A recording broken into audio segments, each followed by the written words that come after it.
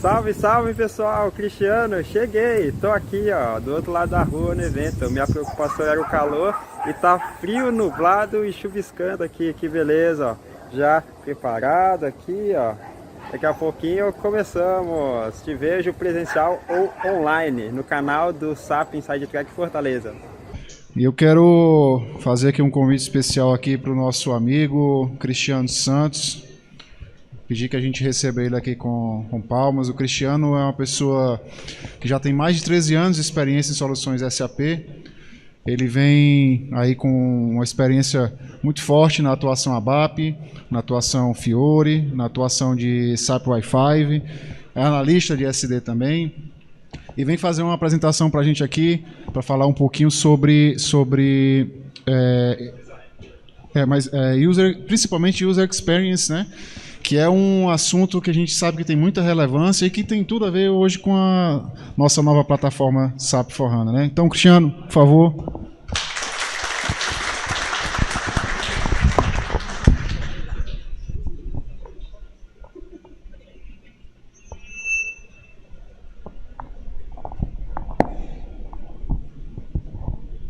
Boa tarde, pessoal.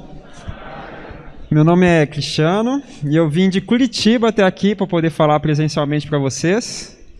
Me deram a opção de fazer essa palestra online, mas eu escolhi vir até aqui para poder pegar um pouquinho de calor, porque Curitiba é muito frio, e também pegar um pouquinho de calor humano, né? Porque trabalhar remoto é bom, mas às vezes dá saudade, né, dessa interação presencial com as pessoas. E o tema que eu trouxe para falar para vocês é sobre o UX Design aplicado à realidade do consultor SAP. Mas antes de começar, eu vou me apresentar rapidamente, porque algumas pessoas já me conhecem, mas tem outras que nunca me viram na vida. Eu comecei a trabalhar com SAP em 2007, esse QR Code é o meu link no LinkedIn. Tenho experiência como analista funcional SD e programador ABAP. Em 2015, eu comecei a estudar o Fiori e o S/4HANA. Em 2017, eu tirei uma certificação em Fiori e comecei o meu primeiro projeto real em clientes. Em 2019, eu criei um curso de Fiori para desenvolvedores ABAP, que chama Desenvolvedor Fiori Ponta a Ponta. Em 2020, eu criei um canal no YouTube que se chama FioriNet, que no momento já tem 71 vídeos e 1.900 inscritos, quase 2.000. E ficou por cima ali. Esse ano eu tive uma ideia maluca e criei essa comunidade FioriNet de desenvolvedores, que é uma comunidade de desenvolvedores ABAP, que no momento já tem mais de 240 membros, desenvolvedores ABAP que estão aí ativamente no processo de atualização da sua carreira. Aliás, mandando um recado para donos de vagas, algum projeto de Fiori vai ter que ser o primeiro dessa multidão de ABAP que nós temos aí no mercado, né? ABAPs experientes que estão em busca do seu primeiro projeto de Fiori.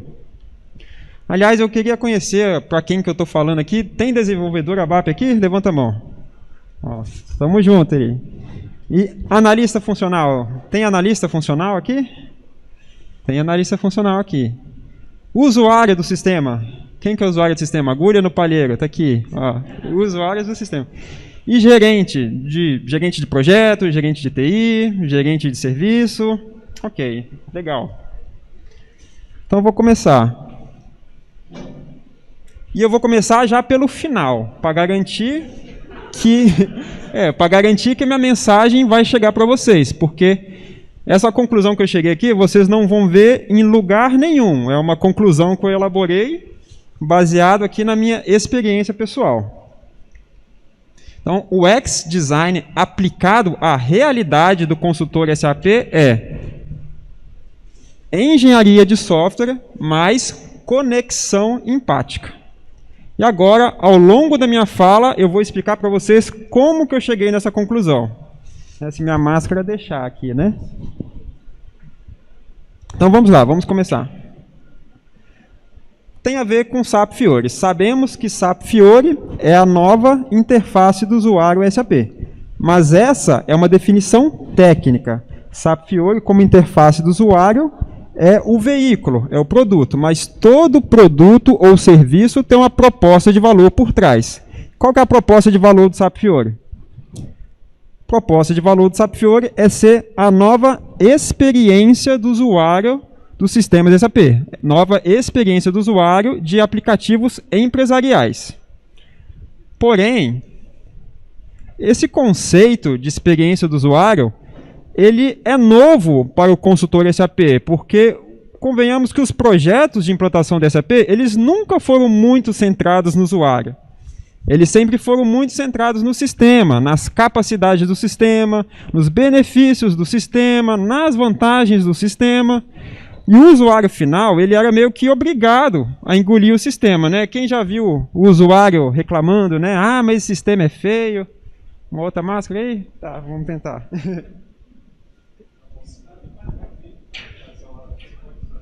Tá, vamos experimentar uma outra aqui.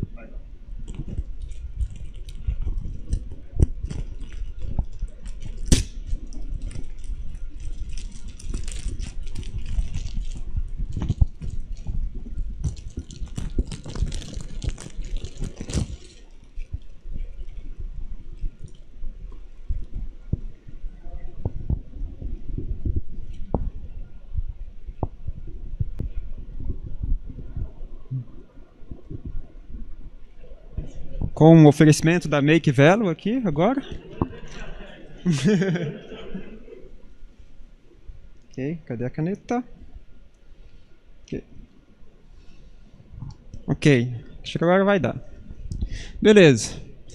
Então, estava falando que os projetos de implantação do SAP sempre foram muito centrados no sistema e o usuário tinha que engolir, porque quem decide implantar SAP é a diretoria, é a gerência, é o board técnico, por questões econômicas, por questões de auditoria, de bolsa de valores. E a experiência do usuário, a satisfação do usuário final que utiliza o sistema sempre ficou muito em segundo plano. Porém, a experiência do usuário está sendo muito utilizada em aplicativos chamados disruptivos, que trazem diferença na vida do utilizador do sistema. E para essas soluções centradas no usuário, se criou um conceito chamado Consumer Grade Experience, né? Soluções centradas no usuário. Quem aqui utiliza algum desses aplicativos aqui? Conhecem algum desses aplicativos?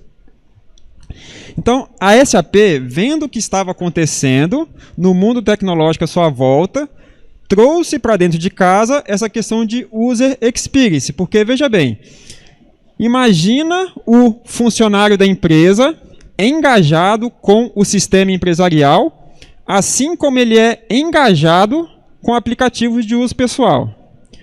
O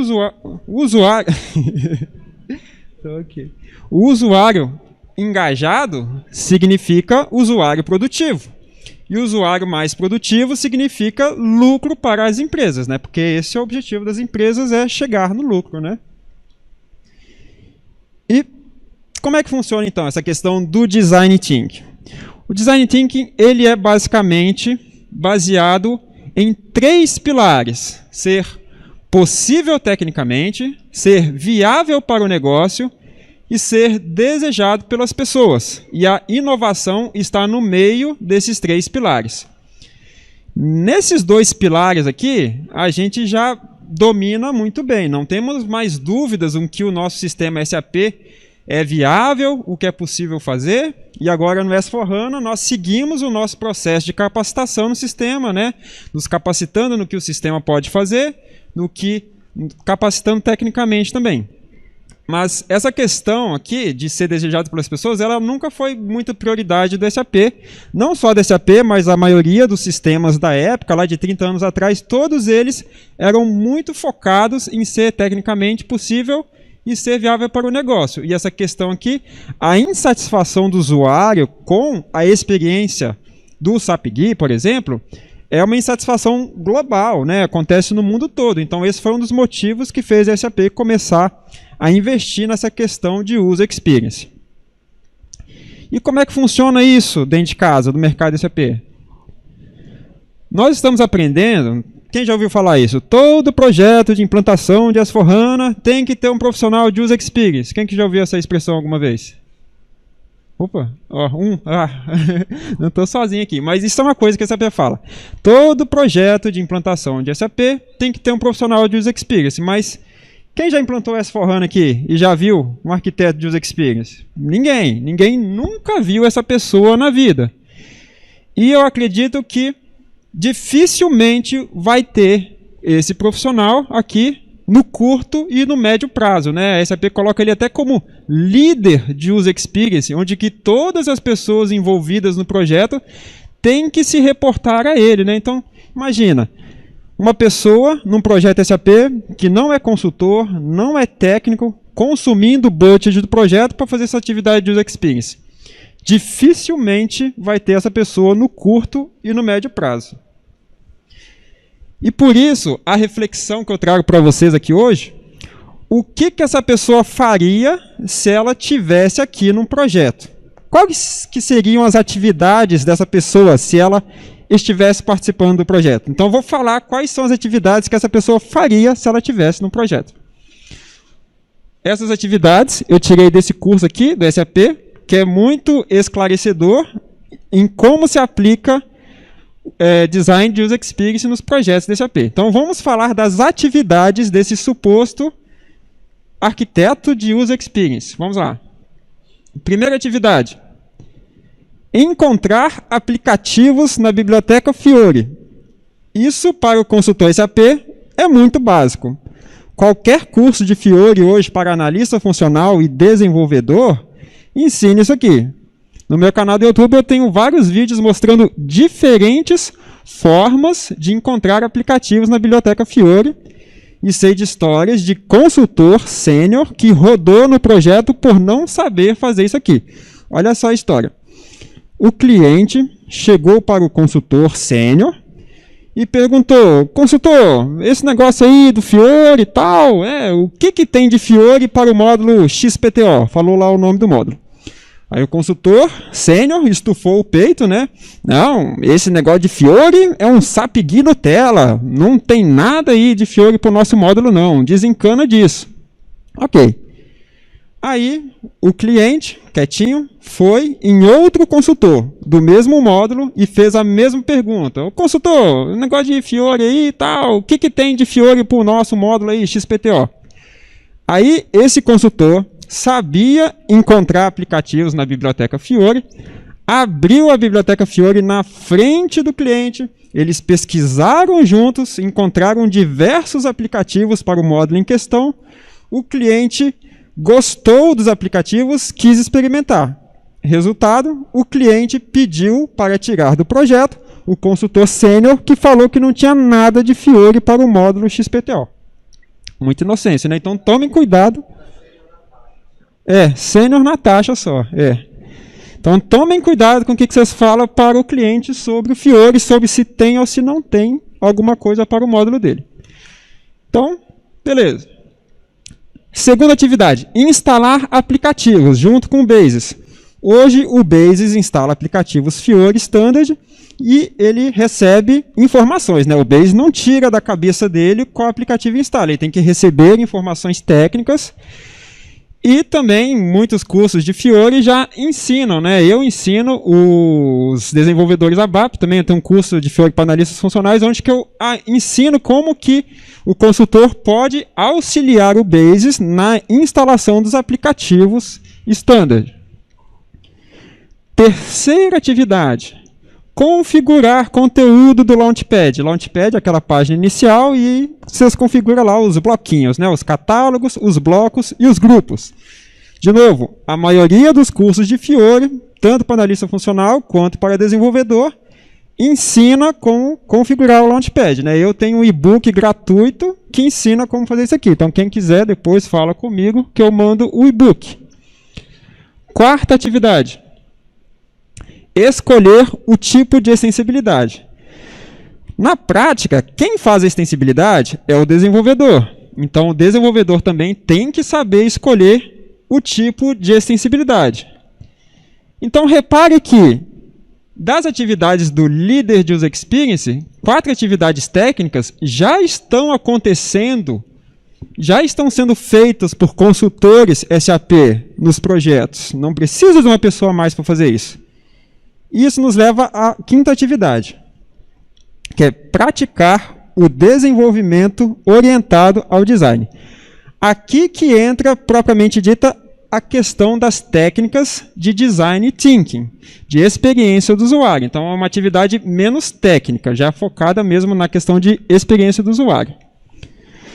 Mas antes de eu falar dessas técnicas, eu vou falar agora sobre a realidade do consultor SAP. Eu vou dar uma pausa nesse assunto, vou falar sobre a realidade do consultor SAP e depois eu vou ligar os pontos.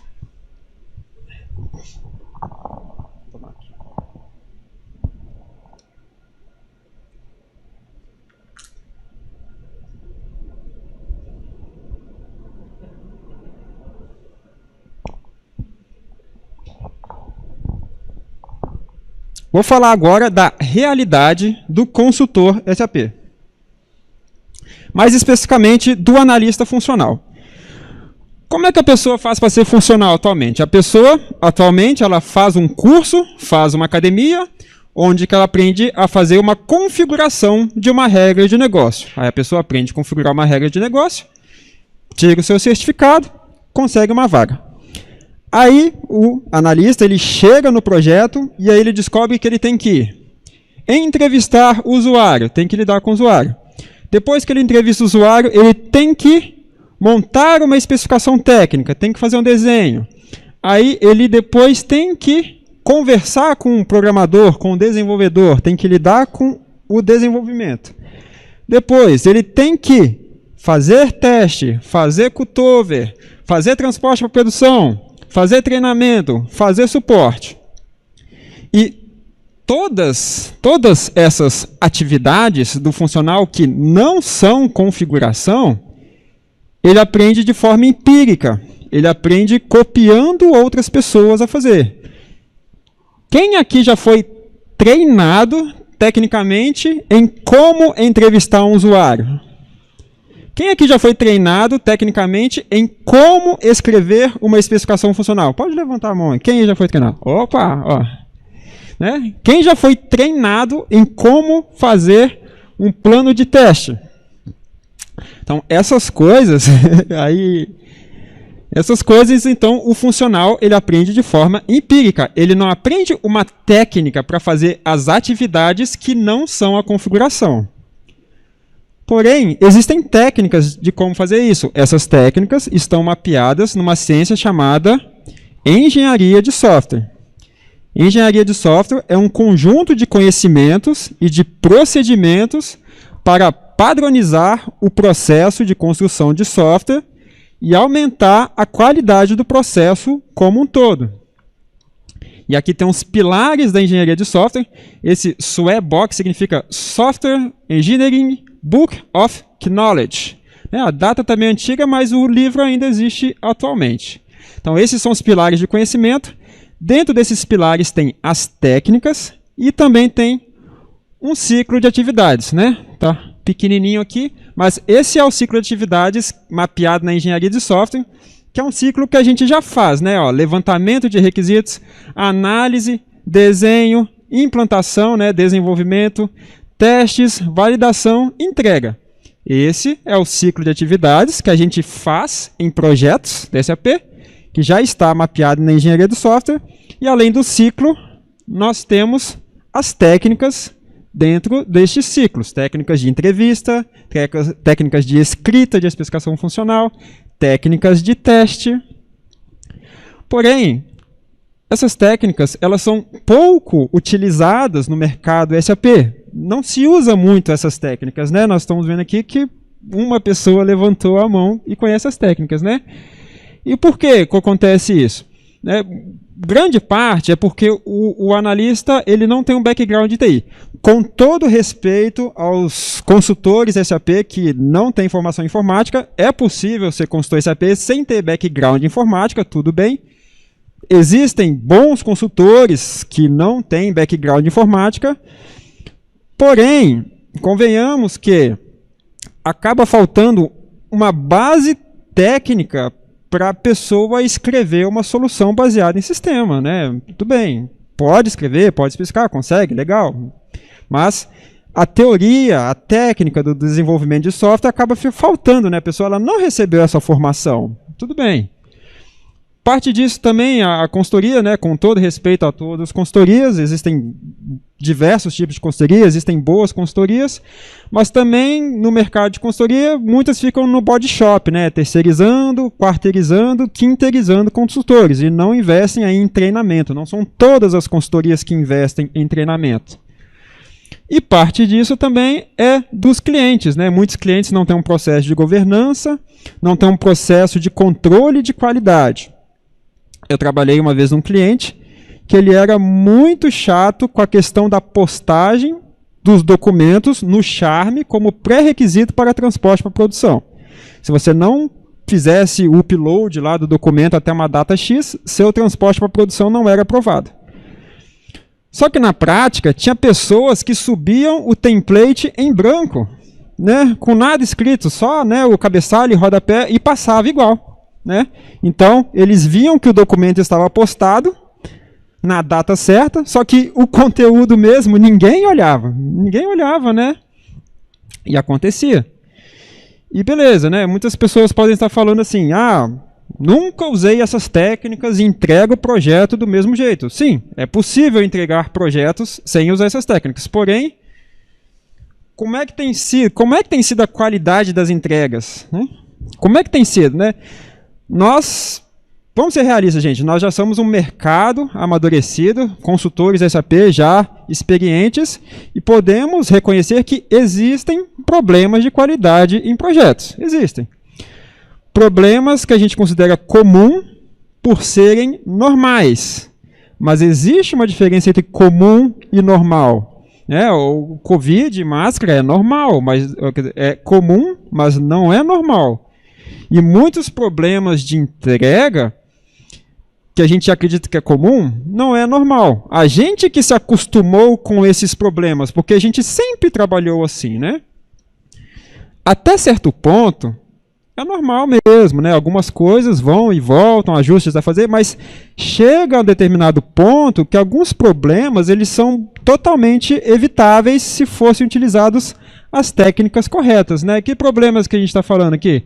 Problemas de entendimento, problemas de desenho, problemas de documentação também, né? Problemas de entrega, problemas de suporte, problemas que a gente considera comum por serem normais, mas alguns problemas não precisavam ser comuns. Antes de eu falar dessas técnicas aqui, agora, eu vou, então, ligar os pontos. Agora eu vou fazer a ligação entre a questão do user experience e a realidade do analista funcional. Vamos falar então da técnica do design thinking. Como é que funcionaria isso, né? Então temos um arquiteto de user experience, ele vai participar do projeto. Como é que vai ser as atividades dele? O desenvolvimento orientado ao design. As técnicas de design thinking, elas têm um ciclo de atividades aqui. Mas vocês já viram esse ciclo de atividades aqui em algum lugar? Levantamento, definição, construção, prototipação, testes. Isso lembra alguma coisa para vocês aqui? Vamos seguir. O ciclo de atividades do Design Thinking é equivalente ao ciclo de atividades da engenharia de software. As atividades do analista funcional são equivalentes às atividades do designer. As atividades do designer e do analista funcional, na sua natureza, elas são equivalentes e têm praticamente os mesmos objetivos. Levantar requisitos, definir, desenhar, testar e entregar. É o mesmo ciclo que é aplicado no Design Thinking e dentro de projetos SAP. E juntando essas duas metodologias, que nós temos então, enfim, o desenvolvimento orientado ao design, que foi a metodologia que a SAP criou de implantação de user experience que acompanha o Fiori. Inicialmente eram esses três pilares aqui, e junto com a questão do SAP Activate foram colocadas essas duas na beirada aqui, para ficarem semelhantes, né? Até reforçando que isto aqui não substitui o SAP Activate, não substitui o WhatsApp. Na verdade, eles andam juntos. São duas coisas que andam juntas. E você tem a fusão do melhor dos dois mundos aqui, né? Levantar, definir e construir. E aqui dentro você tem as técnicas que são aplicadas. E vamos dar um zoom aqui na questão do desenvolvimento orientado ao design. E aqui tem os 3 pilares, aqui dentro tem diversas técnicas para você utilizar em projetos. Eu não vou falar de todas, vou falar só dessas 2 primeiras aqui, porque nós estamos falando aqui da realidade do analista funcional. Então eu vou mencionar aqui algumas técnicas que existem nesses 2 primeiros passos aqui. Então, técnicas de pesquisa. Existem diversas técnicas de entrevista com o usuário. Entrevista aberta, entrevista fechada, entrevista em grupo, entrevista individual, entrevista guiada, entrevista livre, vários tipos de técnicas de entrevistas. E vamos falar aqui de uma. Nessa etapa de pesquisa, tem uma técnica de entrevista em 5 passos, que ela tem como objetivo empatizar com o usuário, né? A conexão empática que eu falei lá no início. Tem como objetivo você conseguir obter a maior quantidade de informações relevantes possíveis no menor espaço de tempo. Então, perguntas aqui de contextualização, perguntas sobre as pessoas, né? Foi o Luciano falou sobre a dor do usuário, né?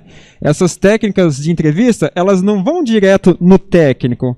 Elas têm o objetivo de empatizar com o usuário, entender qual que é a dor dele, qual que é o medo dele, qual que é a preocupação do usuário, que vai além do técnico. Eu percebo que em projetos a gente começa aqui e já pulamos direto para cá, né? Já vamos direto para a parte técnica, da parte específica do requisito, do projeto. Mas tem todo um ciclo aqui que você vai guiando o usuário, você vai envolvendo ele na solução e você vai tendo uma visão mais abrangente de quem é a pessoa. De novo, temos muitos consultores experientes aqui, né? Fizeram já muitas entrevistas com usuários, mas eu proponho um desafio para você, analista funcional. Faça uma experiência, faça uma entrevista com um usuário que você nunca conversou, utilizando uma técnica de entrevista e veja a diferença no final, né? Deixe você descobrir a diferença. Eu tenho vários alunos, analistas funcionais, que fizeram técnicas de entrevista, né, pessoas com 10, 20 anos já no mercado SAP, e eles perceberam a diferença no resultado da entrevista quando eles começaram a utilizar uma técnica de entrevista guiada. Então, fica aí o desafio para você fazer e ver a diferença você mesmo. E aí, depois que a gente faz a entrevista, levantamos o requisito, tem um próximo passo, que é o passo de síntese, que é o objetivo de trazer clareza, porque o usuário, ele fala umas coisas, mas tem coisas que ele não fala, né? E a gente tem que entender o que ele está falando também. Igual, por exemplo, o caso do carro. As pessoas não falavam, eu quero um carro, o Henry Ford. Elas falavam, eu quero um cavalo mais rápido. E aí ele captou a necessidade. Então o usuário ele não vai falar o que ele quer, ele vai falar a necessidade que ele tem, a dor que ele tem, o que ele precisa. E existem diferentes técnicas de síntese. A síntese, ela antecede o desenho. Você levantou os requisitos, você entendeu, e você vai começar a desenhar. Mas antes de desenhar, você pode sintetizar a informação, para ver se você coletou tudo mesmo, né? Para ver se você entendeu direito. E dentre as técnicas de síntese, tem mais de uma. Mas a que eu acho mais relevante para a gente trazer para a nossa realidade seria a ficha de personas. A ficha de personas, ela é uma síntese da sua entrevista. Você coloca aqui as informações mais relevantes do que o usuário trouxe. E o mais interessante é que você coloca a ficha de personas do jeito que saiu da boca do usuário, né? Então isso faz uma diferença muito grande para poder entender e guiar a sua solução. Veja aqui, tem uma seção de necessidades, dos medos do usuário, o que ele quer fazer na função dele, com quem que ele conversa, né? Tem uma seção aqui que é com quem que o usuário conversa. Aqui a parte que fica em destaque é o mote, né? A informação que o usuário mais repete, né? Às vezes o usuário ele fica martelando a mesma informação, a mesma coisa, né? Então você já destaca aqui para você não esquecer. E essa ficha de pessoas ela é muito interessante, porque eu fiz isso uma vez num projeto, eu estava como desenvolvedor, tinha um analista funcional. A gente fez a ficha de personas, né? Mandou para o usuário aprovar, é uma boa prática, você faz a ficha de personas, você manda para o próprio usuário, ele aprova, ele concorda com o que você está falando. E aí, quando eu via que o analista funcional estava indo num desenho diferente do que o persona sinalizava, eu falava com ele, ó, não é bem isso, né, que o usuário falou. Aí, quando o usuário ignorava a informação e mandava o desenho para o cliente, o que acontecia? O cliente ia lá e rejeitava. E rejeitava repetindo informações que já estavam escritas na ficha de personas, né? E o analista ele tinha que voltar atrás. Então, é muito importante essa síntese. E foi percebendo a semelhança entre design thinking e engenharia de software que eu cheguei nessa conclusão, aquela conclusão que eu cheguei no começo, de que o X-Design aplicado à realidade do consultor SAP é engenharia de software mais conexão empática. Deixa eu voltar aqui que tinha uma coisa a mais que eu queria falar sobre a ficha de personas, né? Estava aqui na ficha de personas que a gente fala assim, temos o BBP, né? O BBP tem lá, né? Tal, tem tudo, mas convenhamos que o BBP, né? Sim, sei que tem um Activate, que não tem um BBP, mas a questão é a documentação.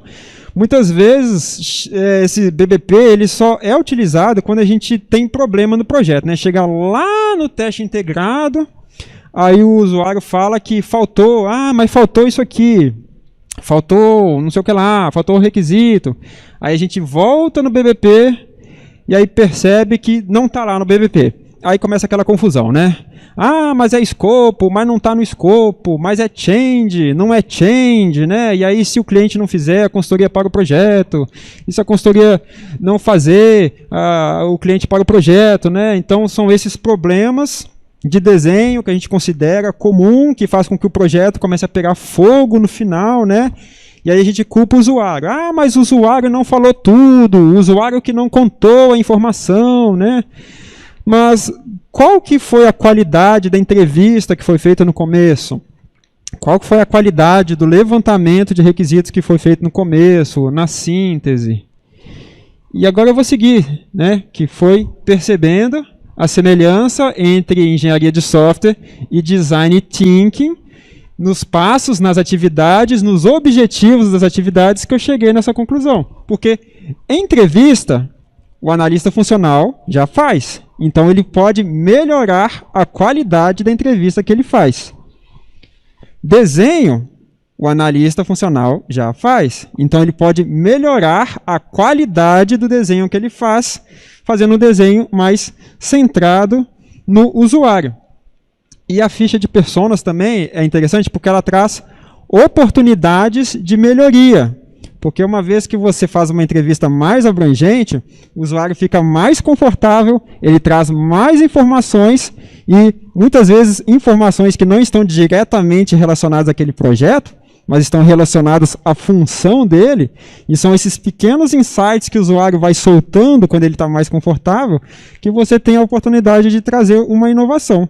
Né? Por exemplo, o projeto que eu fiz ali, a ficha de personas, o usuário trouxe coisas que estavam relacionadas à tarefa dele, mas não estavam relacionadas ao projeto, que acabou virando melhoria. Né? Coisas que descobri na entrevista, que ele trouxe, que viraram 2 melhorias no projeto e criou-se uma segunda onda para implementar essas melhorias.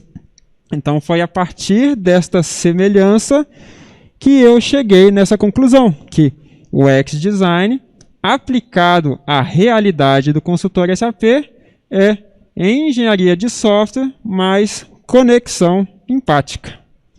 E essa é a minha fala de hoje. Obrigado pela atenção de vocês.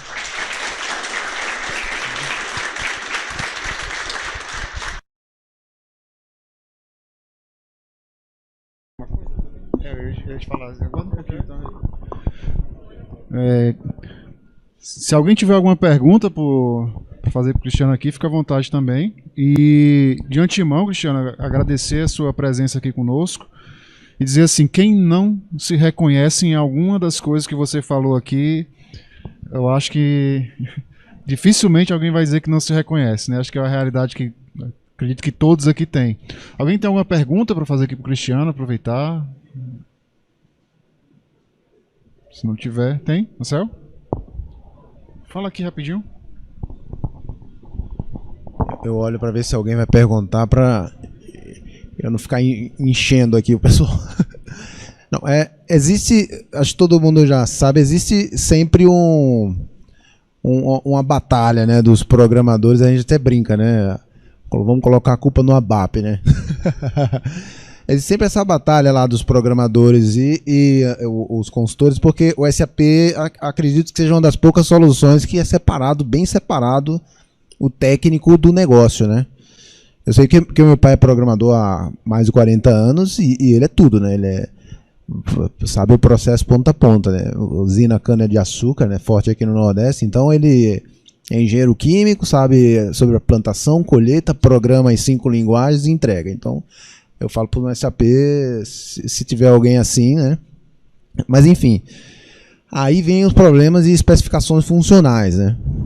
Que até o pessoal, até semana, curiosamente, o pessoal apareceu uma pessoa que queria me contratar só para me ensinar a mostrar isso. Mas é um negócio muito difícil, porque, por exemplo, eu, particularmente, minha cultura de negócio, sou administrador de empresas, e aí esse negócio de engenharia de software aí não é da minha formação.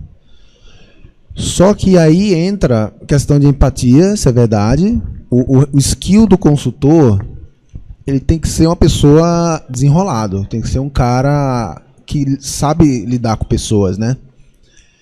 E tem que ter conhecimento do módulo dele, né? Você não espera que o ABAP vai apontar quais as transações, funções e programas que aquela demanda vai rodar. O consultor tem que dar as tabelas, campos. Então, é uma forma de, mesmo não conhecendo ali da engenharia de software, você sabendo conversar, interagir com o cliente e conhecer o módulo da pessoa, o consultor de FI, conhecer do FI, e assim sendo, ele consegue ali, isso é o meu ponto de vista, consegue ali, vamos dizer assim, superar a deficiência com a engenharia de software, que é importante. Esse roteiro é importante. Se você segue aquele roteiro ali, funciona legal, porque você vai ter sempre um parâmetro. O que eu estou fazendo, está escrito aqui naquela listinha, né, as necessidades do usuário. Então, acho que tudo volta para capacitação, né? Então, no mercado, aí o que fica de lição para nós, assim, o que a gente aprende hoje, amanhã já não serve mais, né? Então, você deu até o exemplo do consultor sênior que, talvez por zona de conforto, não quis aprender o Fiori, porque está aí para aprender, então tem que aprender. E aí ele foi substituído até por uma pessoa com menos experiência, mas que sabia o Fiori. Então, o que a gente mexe hoje, a gente não sabe se a gente vai utilizar amanhã, né? Então, se você tem conhecimento técnico, pelo menos do seu módulo, e tem empatia com o cliente, a gente consegue, no meu ponto de vista, né, como administrador, minha perspectiva de negócio, consegue superar essa deficiência da engenharia de software que é interessante, vale a pena mergulhar nisso também, né, aperfeiçoar. Só meio que comentário. Mas valeu, Cristiano, gostei muito, viu? Valeu. Só fazer um comentário indo no gancho que você falou, né, sobre as técnicas aí de entrevista, de especificação funcional. Vou dar um exemplo aqui de técnica de especificação. Tem uma pessoa ali que quer perguntar. Técnicas de escrita de especificação funcional. Imagina uma redação, né, uma redação do Enem. Existe uma forma de escrita, né, que vai um pouquinho além do técnico das tabelas. Às vezes a forma vou fazer um vídeo sobre isso. Às vezes a forma de escrever a especificação funcional, por exemplo, uma coisa muito comum, a pessoa escreve um parágrafo na especificação funcional e coloca vários requisitos diferentes separados por vírgula, né? Então, isso fica confuso para ler. Eu vejo que muitas especificações elas são legíveis para quem está escrevendo, porque a pessoa que escreve, ela já pensou muito naquilo, né? Então, para ela está muito claro. Mas na hora que a pessoa passa para o documento, ela sintetiza tudo que ela entendeu num parágrafo assim.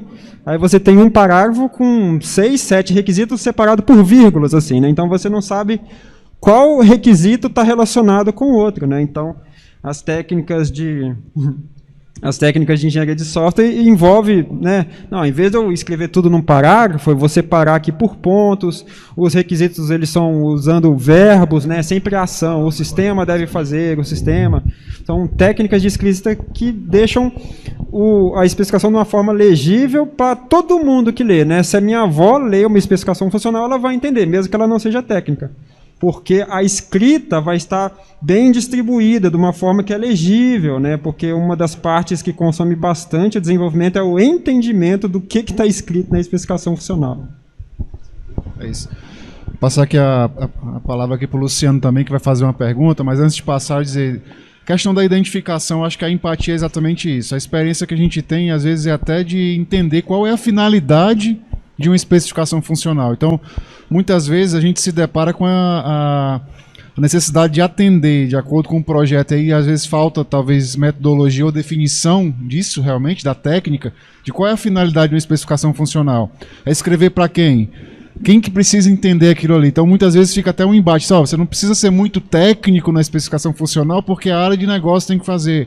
Mas se você não coloca algumas questões técnicas, o desenvolvedor não tem obrigação ou não vai saber exatamente onde é que ele vai buscar aquela informação. Então, isso realmente, desde que você tenha uma técnica para fazer, a gente encontra um equilíbrio até para atender o objetivo do que aquela documentação tem como finalidade, né? Isso é importante também. Luciano? Beleza. Não, é só complementando um pouquinho o que o Marcel falou. Eu acho que o grande ponto na questão que você falou é muito importante. Eu vejo muito isso como líder da área de desenvolvimento de produtos. Quando a gente fala de desenvolvimento mobile, web, a gente usa muito isso. E no mundo SAP, se a gente falar assim, gente, eu preciso de tempo para prototipar, o cara já te bate. Não, impossível. Você tem que desenvolver e entregar. Vai ficar menos competitivo, vai ficar mais cara a proposta. Então, é complicado. E quando você vai para o mundo real, o mundo atual de desenvolvimentos, todo mundo prototipa, todo mundo desenvolve, faz um desenho desse, faz um trabalho desse. Então, eu acho que isso faz falta no mundo SAP, a gente ter um pouco mais de tempo e a cultura de fazer o quê? O entendimento 100%, ou seja, a gente abrir a cabeça para o que o cliente está falando, ouvir e entender, porque às vezes a gente quer impor o que a gente sabe para o cliente fazer o que é confortável para a gente. Então, às vezes, você tem que ouvir o que o cliente quer, como você falou, fazer o personas entender isso, e em cima do que ele tem ali, da personalidade dele, você desenhar uma solução, ou ver a solução adequada para atender. Então, eu acho sensacional o que você falou, eu acredito muito nisso. Eu espero que algum dia a gente consiga fazer isso dentro do mundo SAP, porque seria muito legal. Parabéns, velho. Legal.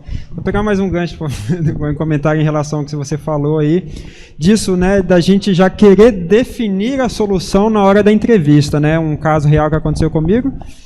Uma vez me chamaram para participar de uma entrevista com um cliente de levantamento de requisitos.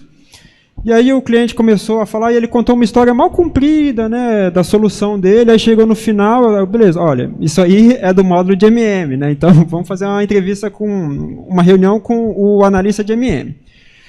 Aí beleza, aí reagendamos uma outra entrevista, aí entrou o analista lá, sênior, né, o sênior. E aí o cliente começou a contar a mesma história, e eu, do mesmo jeito, eu já sabia onde que ele ia chegar na história, eu fiquei só ouvindo, né. Aí, à medida que o cliente ia contando a história, aí o analista interrompia. Então vou fazer isso aqui, bota uma tabela aqui, configura ali, não, peraí, né? Aí ele continuava contando a história. Aí, de novo, o analista interrompia. Então vamos fazer isso aqui, vamos fazer isso aqui. Aí você que a entrevista, resumo da história, né? Foi mó comprida, até o usuário conseguir contar toda a história dele, foi um tempo, porque a cada 2, 3 frases, o analista interrompia para dizer como que ia fazer tecnicamente a solução. Então, faltou empatia aí neste caso, né? Opa, Cristiano, boa tarde. Uma coisa, pegando o gancho também no que o Luciano falou, que a gente aprende na faculdade, né, sistema de informação, computação em geral, são vários papéis, né? E quando a gente chega no SAP, a gente só tem um funcional e o ABAP. Então, falta o cara de QA para testar, não tem. Falta um gerente de configuração. Então, esses papéis ficam meio que bola dividida, né? De quem é? É o funcional ou é o ABAP? Aí o ABAP reclama que não tem empatia do funcional e o funcional reclama que não tem empatia do ABAP. Mas, na verdade, falta esses papéis. Não tem. Eu sinto falta. Tem empresas muito organizadas que eu já fiz, que eu já trabalhei, que tinha todos esses papéis. Mas, na maioria, não tem.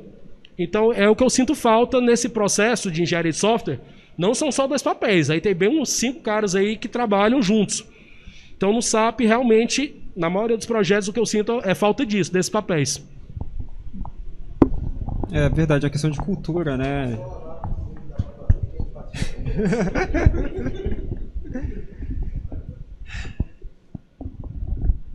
Beleza, pessoal? Obrigado pela atenção de todo mundo.